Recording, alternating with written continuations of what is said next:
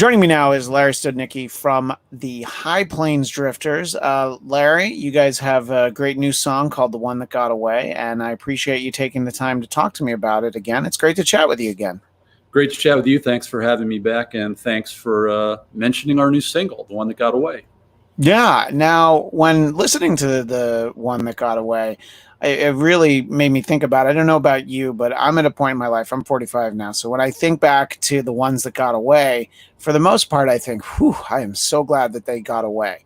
But should I assume that the pain in this song comes from a time where maybe it was hard to deal with one that got away, maybe in the moment? It wasn't a song written in the moment. It's not autobiographical.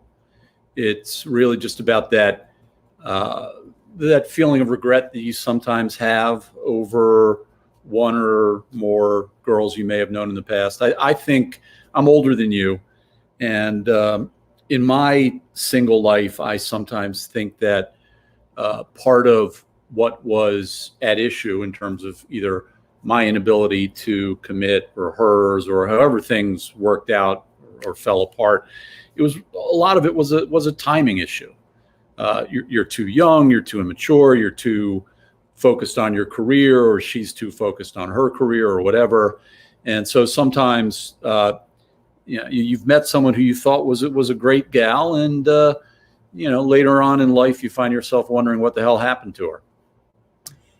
Yeah, there were definitely some of those in my life, especially if I was in my early 20s and a young lady was unfortunate enough to be in her later 20s and be thinking more long term when you were not. Yeah. I was just like, I don't know, let's just have fun. So my now wife, when I met her, she was when we started dating, she was 21, which was sort of my unofficial cutoff. Was that like I need to be able to like go to a bar and get into places. That's a pretty good rule. I was 28, so if somehow we had been the same age and she'd met me when I was 21, I mean, maybe we would have been together for a couple months, no fault of her own. You probably would have blown it. You probably would have been hopeless. Yeah. Honestly, I'm surprised I didn't already. I mean, I always say that it often shocks me that any woman, much less my wife, could stand to be around me continuously for more than a couple of days. So yeah, I'm very lucky to have found the girl that I married. Yeah, I mean, especially because early on, I'm just like, well, I know the way that this goes. At some point, she's gonna get tired of me, so I'll just prepare myself. You're gonna realize just how shallow or immature you are. But at a certain point, we were together for a few years, and I was like, oh, I'm pretty sure. Well, not, so we're together for a few years, and I'm like, oh, I love this girl. So I think we need to get engaged before she smartens up and realizes how much better she could do, you know. So I should trick her. But I think that it is relatable, this idea of the one that got away, because sure, I mean, look, you can think about like, oh, well, what if the timing had been right for, sure, we all have disastrous relationships in our past, but there's plenty that were like, oh yeah, they just kind of ran their course and wasn't the right time. But there's some of them like, well, what if it had been the right time? And it's easy to kind of think about, and I think that's why I think the song works, because of just how relatable it is. Well, I hope that's true. I mean, I tried to, again, it doesn't draw on any particular instance in my life, so I was trying to write something that I thought, everyone who's been single for more than a few years and has had more than a handful of relationships probably can find something in this song that resonates with them. And if that's true in your case and the listeners, then I've done my job right. Yeah, and this song, much like the last one that I spoke with you about, was "Since You've Been Gone," or sorry, I think it was called "Since You've Been Gone." It was "Since You've Been Gone." Yeah, that single is still. That's still officially the single right now. Okay, this is soon to be another single. Soon to be the single. The video's in the can. Great. Summer. We'll probably wait till summer's over and sometime in September, kind of officially launch this song along with its music video. Yeah, and I was thinking about that, and it's interesting you mentioned music video because the point that I was going to make is, there is some very 80s feel to it, in all the best ways. Some people could throw that around and mean it as a derogatory statement, but that is not how I intend it. I mean that it's got a great 80s feel to it, and it just made me thinking about some of the you can think about like the big videos from MTV, and I'm thinking about MTV because just last week they turned 40, and of course the joke is MTV turned 40 thanks for 15 years of music. Exactly. Right. But when you think about the early days, sure, there were huge videos, like your Van Halens and your Madonnas and all that, but just some of the music that I never would have heard if it wasn't on MTV. I mean, sure, specialty shows like 120 minutes or heavier stuff on the Headbangers Ball, but just like stuff that they would play during the day, you're like, I mean, let's just hypothetically say that there was never MTV. I don't know that the Pet Shop Boys would have had a career in the United States. I think that's probably fair. I mean, I was when MTV first broke, I was starting law school, and we watched it round the clock. I mean, it was far more interesting than what our courses were about. And some of the videos were just mesmerizing. Some were stupid. You look back at some of them, you go, okay, well, all right. People were still finding their way in the music video genre back then, but some of the old videos from the 80s really hold up. I saw a recent Talking Heads video. I forget which of the songs it was. I was like, that's still a really cool video. And I've been long disappointed, like so many people, that MTV didn't stick to its guns and remain a source of music discovery for us, because it was a great one, and I miss it.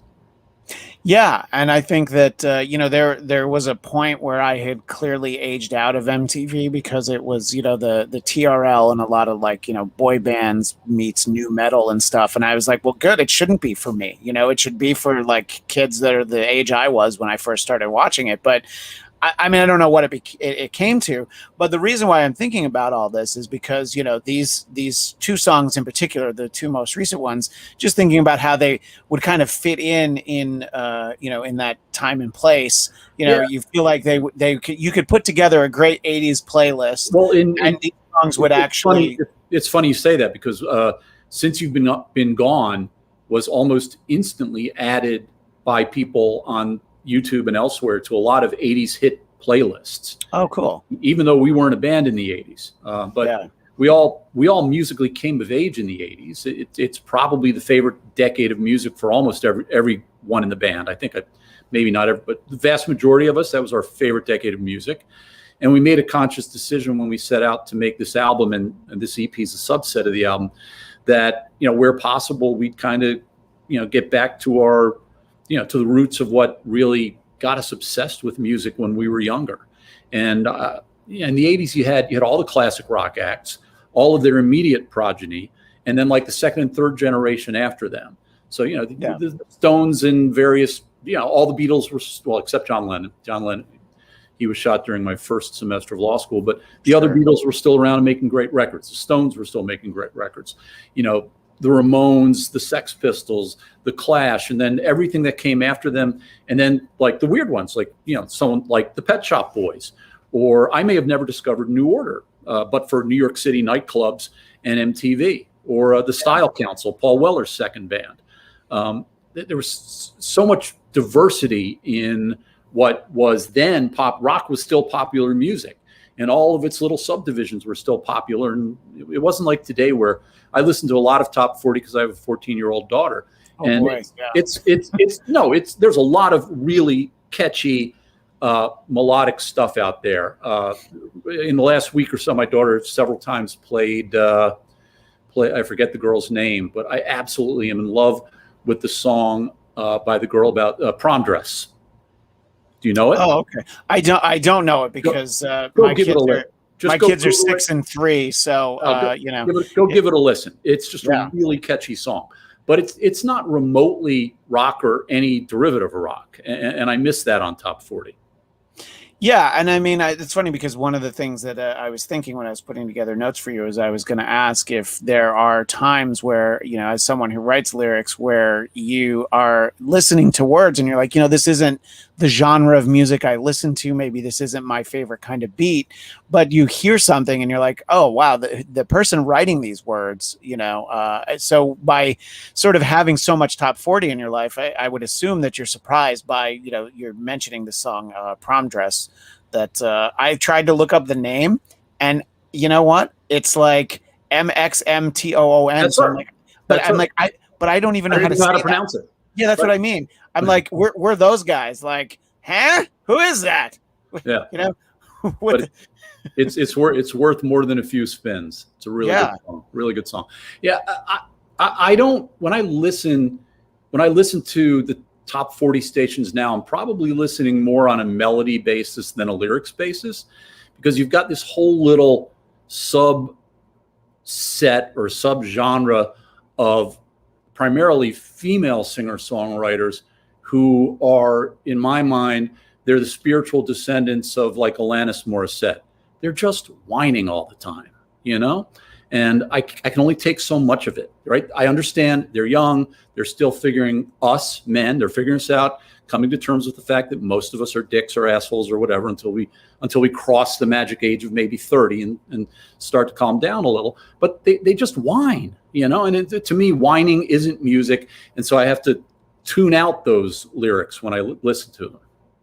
And just listen for the music and the melody lines. Sure. No, that makes sense. And, look, Alanis Morissette's a special case because obviously, the fact that she wasn't driven crazy by the fact that she had all this pain and heartbreak in her life caused by Uncle Joey from Full House.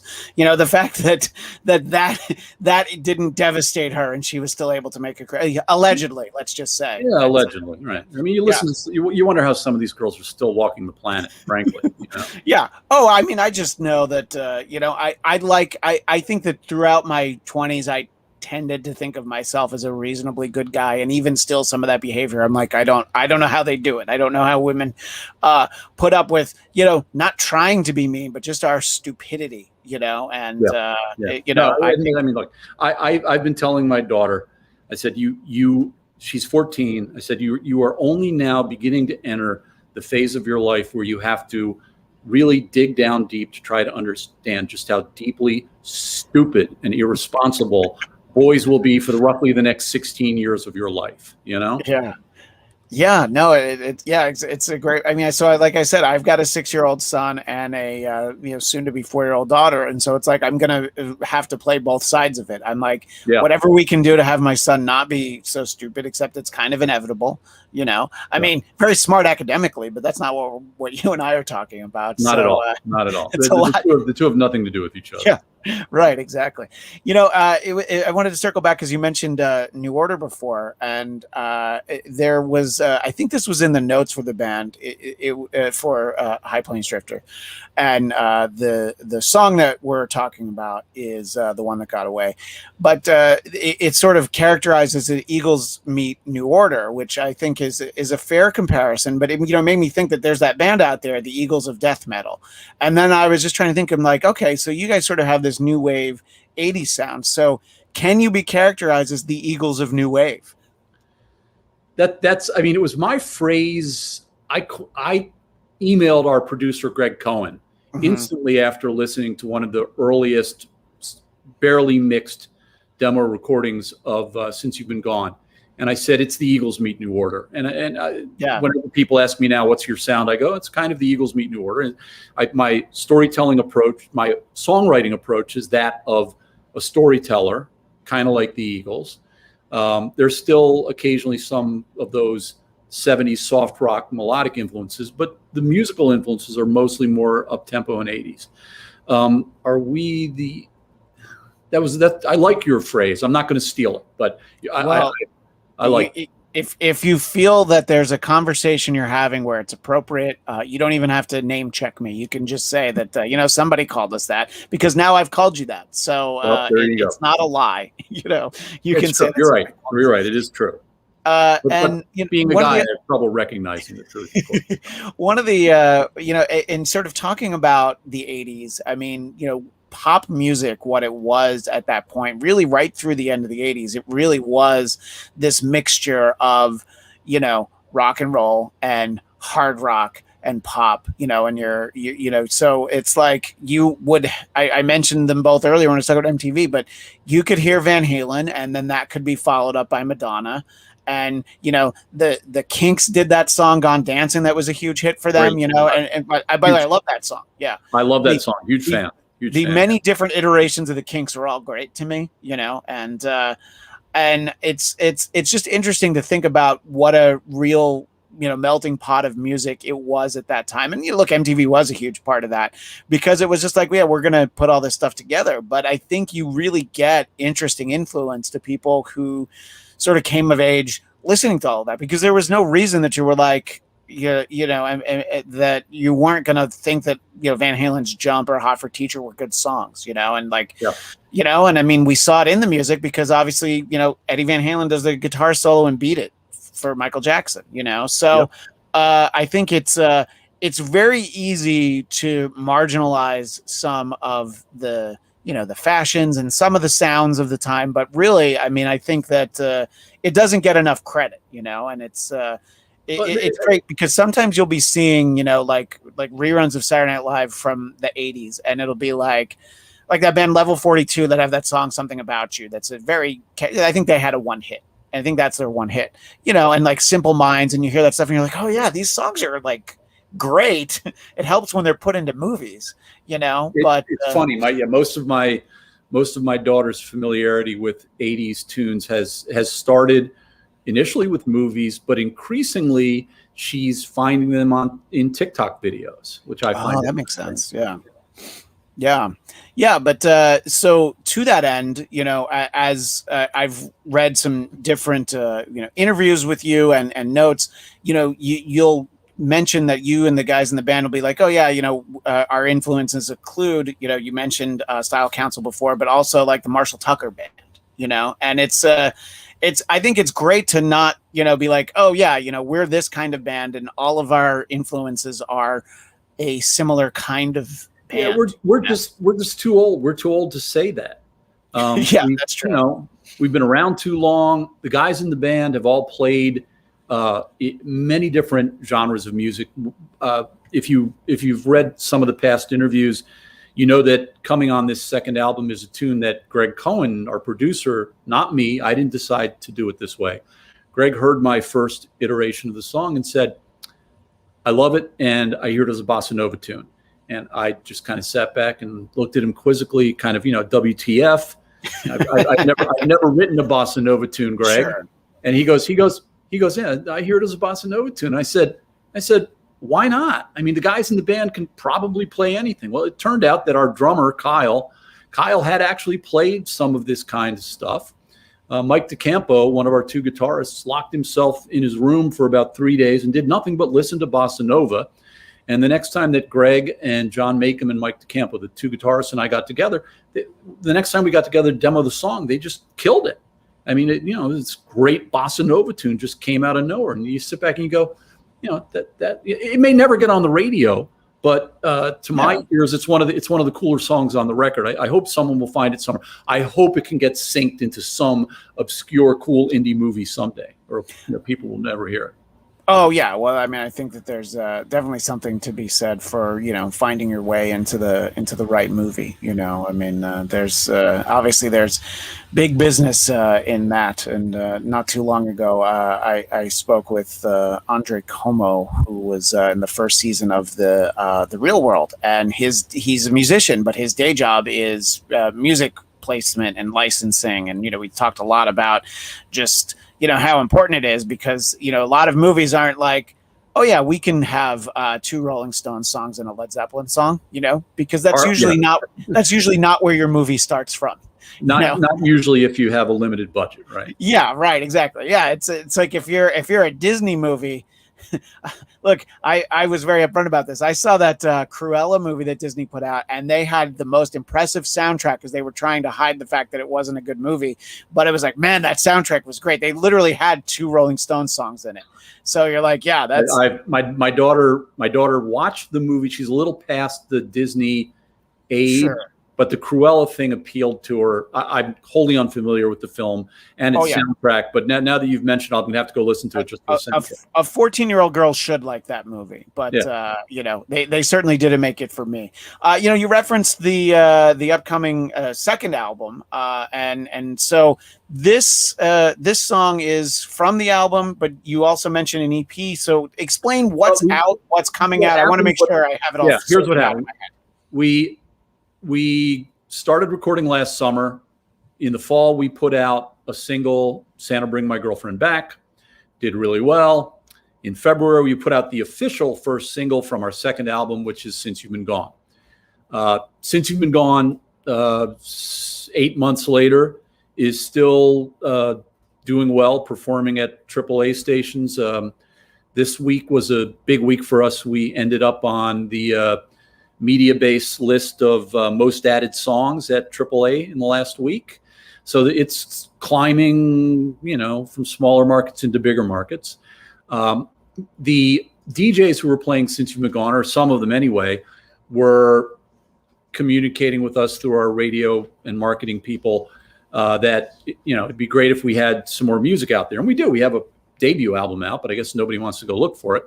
So we looked at where we were in the process of getting album 2 together, and we were about 2/3 of the way done. We took the 6 most up-tempo songs and threw them onto this EP, Songs of Love and Loss, and put it out at the end of June just to give people something more to discover. And it seems to have worked. The numbers on Spotify are jumping exponentially since we put out new material. Everything on there will be on the second album, but the second album, the way things are going now, we're almost done. We'll spend a lot of time in the studio between now and Labor Day, and that'll just about finish it. But we still may end up not putting it out until first quarter of 2022, just because the single Since You've Been Gone is still working. The one that got away is coming. And I think one of the 2 songs that we're polishing off now, it's called Until We Dance. I think it's another single. You never know. But to my ears and to the ears of the guys in the band, having worked on it so far, I predict that'll be another single, and maybe the best song we'll have put out off this record. But we'll see.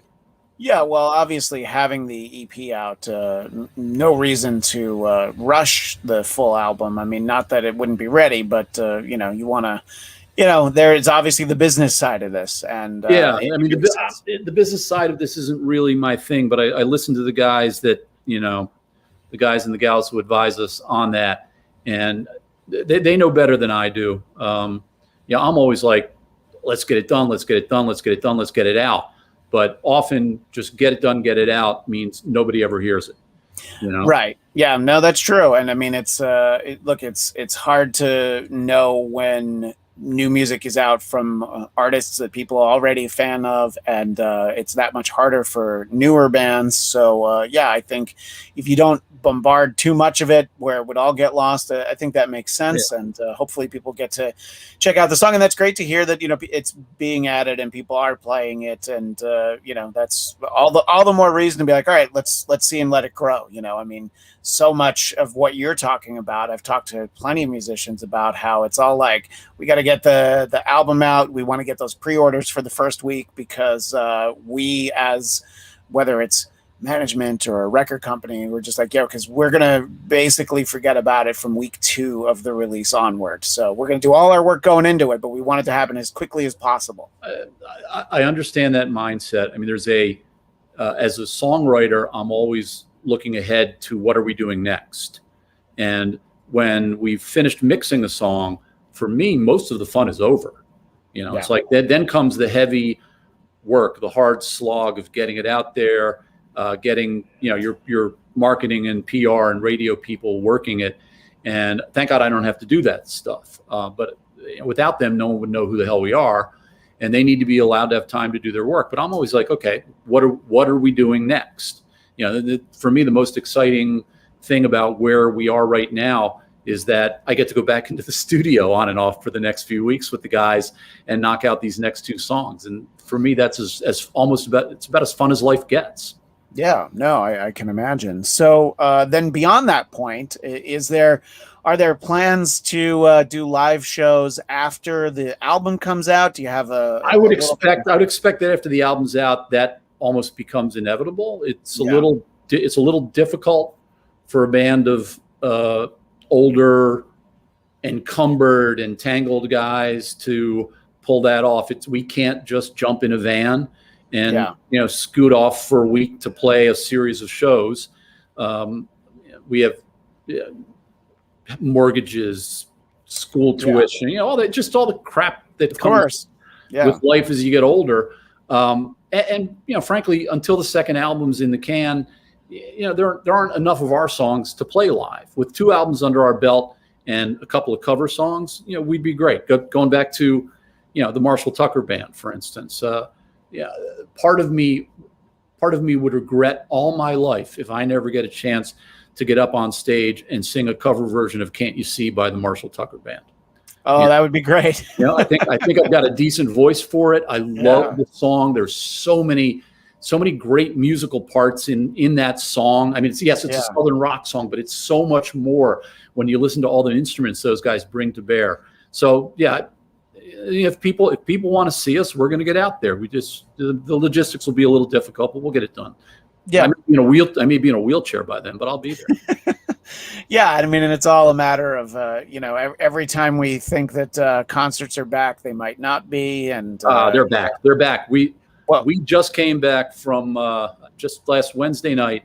I took my wife, my 14-year-old daughter, and our record producer Greg Cohen to Citi Field in Queens, New York. Oh, did you went to see Weezer and Green Day? Right. We saw the Hella Mega tour with only Weezer and Green Day because somebody in Fall Out Boy was rumored to have tested positive for COVID. Yeah, and supposedly someone in the band, and they missed someone in the band. That was the rumor. It's funny because that is my next show is here at Dodger Stadium. It'll be Weezer, Fall Out Boy, and Green Day theoretically. Well, it was again. We only saw 2 of the 3. Yeah, but the crowd was insanely happy to be there. It was outdoors, so probably as safe as it's going to get in a crowded environment. Yeah, and look, I'm a lifelong Mets fan, so that might be the last time people in that stadium are happy all year. So, I was raised by a mother who was the only daughter of a guy raised in the Bronx who had a tryout with the Yankees once upon a time. So my loyalties do not lie with the Mets. Well, it's interesting because sometimes a story like that is had a tryout with the Yankees, and when it didn't go well, they started rooting for the Brooklyn Dodgers. Sometimes you have those stories. My mother's boyfriends had to take her to Yankee Stadium all through high school because that's what. Oh, that's great.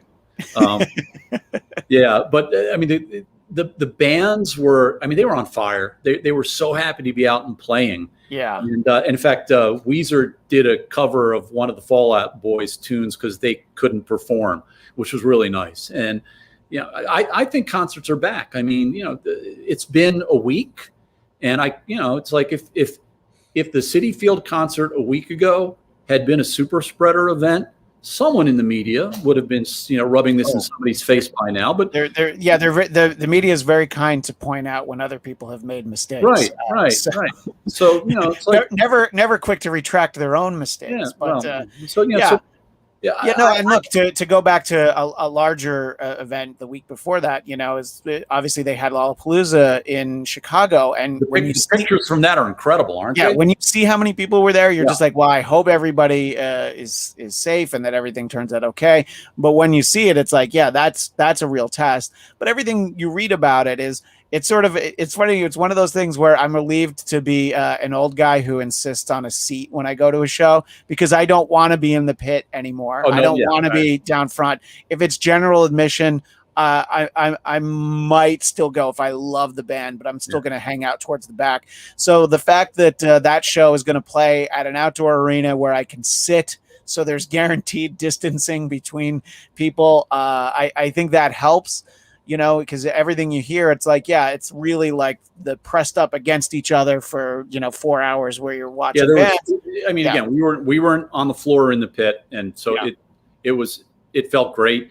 And I think more than 98% of the people at Citi Field were unmasked. Yeah. Right. I think that, I mean, New York and Southern California, anyway, are very similar in that way, where I think that a lot of people never stopped wearing them. Some people were pretty quick to put them back, as we have to wear them inside now. And I think that, I don't know, that might be coming places there. It's hard to keep track of all of it. But outside, especially because I've been to a few Dodger games, this season. And in general, it's like, well, people are outside, so they're a lot more comfortable.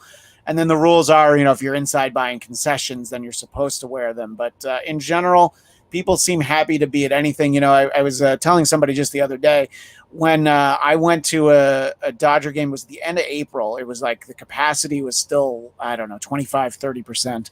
I was like, this is the best baseball game I've ever been to, because no one can sit near me. Most people aren't there.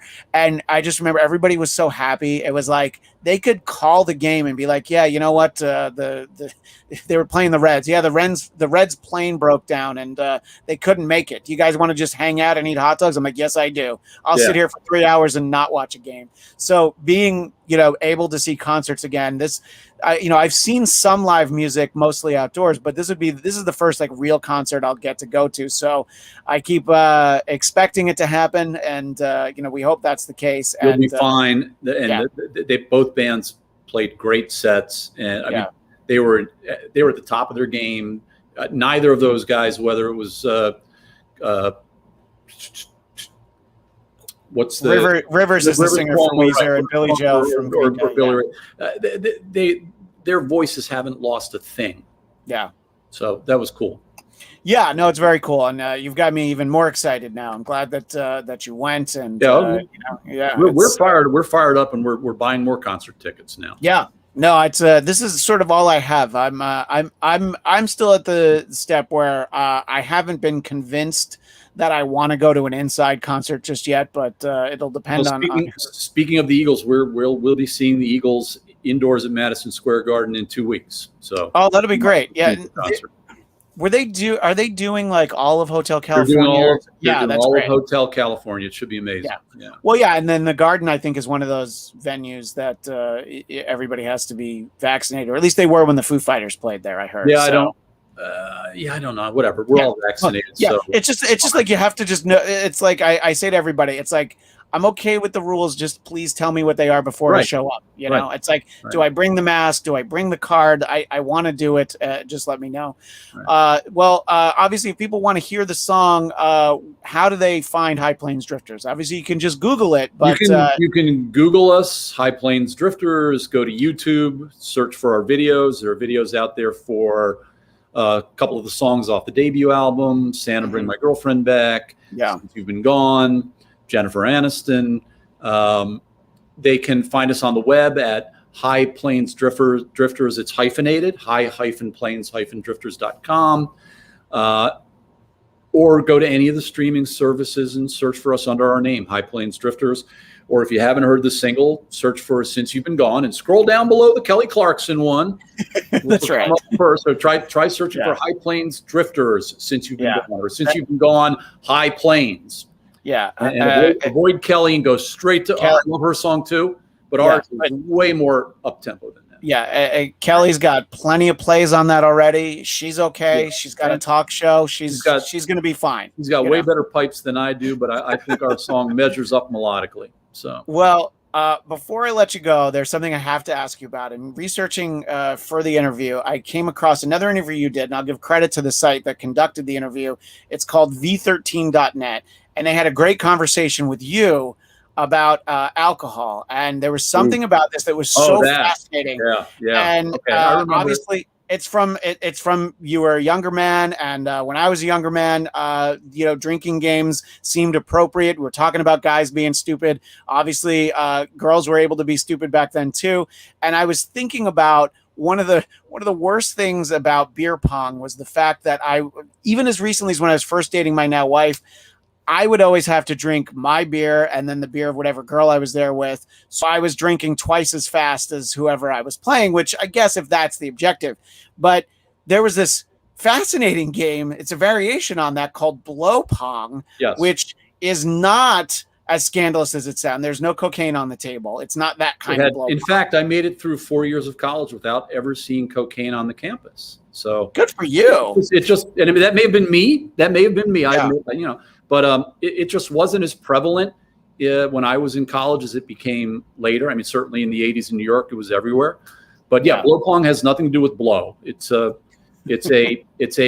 game of two teams of 11 against each other, kneeling around a ping pong table with a ping pong ball dropped into the center. And the goal is to blow, hence the name blow pong, blow the ball off the side of the opposing team.